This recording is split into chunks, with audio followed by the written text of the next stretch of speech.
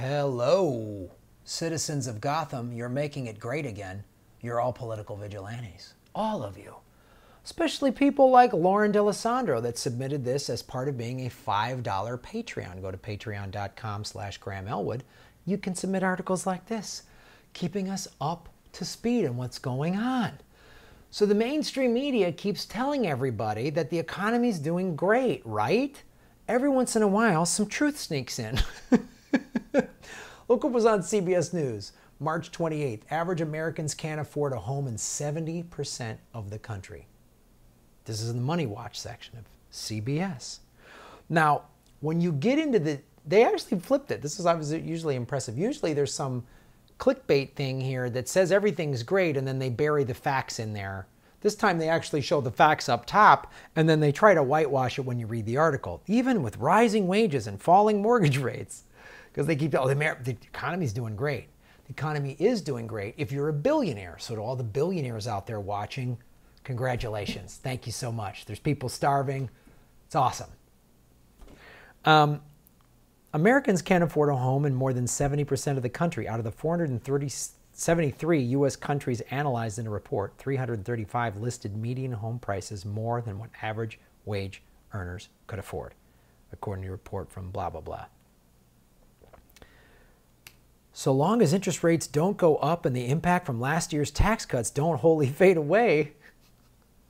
So CBS is saying that Trump's tax cuts are helping most Americans. No, Trump's tax cuts, as is always the case, help the 1%. Working regular people don't benefit from tax cuts. $1.5 trillion added to the deficit. Anybody ask how we're going to pay for that? No. How are we going to pay for Medicare for all, free college tuition, and a Green New Deal? Boy, how are we going to pay for that? They always ask that question. Tax cuts for the rich? Nobody asks how we're going to pay for that.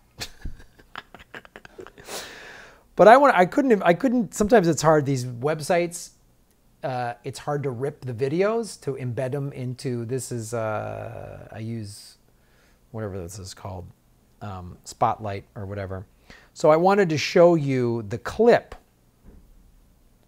that was on CBS.com. I want to show you something about this clip. It's very informative. So if you go to this website where this is, there's CBS.com. There's a bunch of interesting things down here, right? Edging towards a buy. It's going to be a buyer's market. No, there's a recession coming. MoneyWatch. Here we go. Oh, who's bringing this morning in our Eye on Money series, we are taking a closer look at the changing housing market. Late March typically marks the... So first of all, Ameritrade is sponsoring the housing segment. Good to know. ...of the home buying season in the United States. According to the National Association of Realtors, sales of existing homes jumped nearly 12% in February. It was the biggest month-over-month gain in more than 3 years. The average interest rate on a 30-year fixed mortgage is now just under 4.3%. This follows last week's decision by the Federal Reserve to leave the benchmark rates unchanged. CBS News business analyst Jill Schlesinger is here to discuss the impact on home buyers and sellers. Jill, good morning.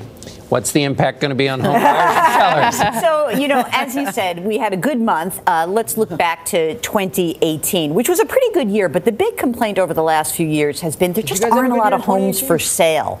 It looks like inventory is starting to improve. We probably bottomed out last year. That's really good news for the buyers. I would also say for sellers who have had the advantage for the last 3 or 4 years, you've got to be a little bit quicker to pull the trigger now if you get a good bid. Does that mean new housing starts, or are people deciding, hey, I'll sell my house now after waiting? A little bit of both. And so I would think that this is a good time to be looking, as you said, low mortgage rates. And also we've seen some good gains in wages over the last year and a half or so. So more people can potentially enter the market. And so as you heard, as you mentioned, the Fed is now going to probably hold off on raising rates for the rest of the year, citing. I can't, I can't. Nowhere in there do they mention people having to work 2 and 3 jobs, driving Uber to pay their bills, or nowhere in there do they mention anything like that. There's nowhere in there where they mention that at all, right? They don't mention that 60% of Americans don't have $500,000 in savings. They don't mention anywhere that there's 3,000 cities that have lead levels of water, like at Flint, Michigan or above. They don't mention that there's parts of America that the UN 2 years ago did studies that said are in third world conditions. There are parts of America that are in third world conditions. They don't talk about that on that. They're just like, oh, the economy's doing great. It's going to be a buyer's market. I guess when the recession hits, those that can withstand it might be able to buy. Man, there's the good old corporate media letting us know. But the reality, don't let them distract you from this. This is the reality. Average Americans can't buy a home in 70% of the country. I can't buy a home here. There's no way. The average home price in the Los Angeles area is $800,000. What? So to put 20% down, I would need $160,000. And then I would be financing I would have a $640,000 mortgage over 30 years. What is that monthly payment? So if another 10,000 of you join the Patreon, maybe I can buy a $800,000 home. Wow. So that's the reality, gang. Thank you, Lauren D'Alessandro, for supporting the show and keeping us up to date on all of the realities and how the corporate media lies to us or just takes a fact and then tries to butter it up. Right? Well, the economy is doing great. All these rich corporate media people sitting in their expensive clothing talking about how great the economy is doing. Everybody. That's why you guys don't watch that. That's why you get your news here. Because you're smarter than that. And that's why you're all political vigilantes. GrahamElwood.com for all the tour dates. Texas next week. Progressive Comedy Tour with Ron Placone. Political Vigilante Live April 18th here in Hollywood. Check it out. Like, subscribe, share the videos.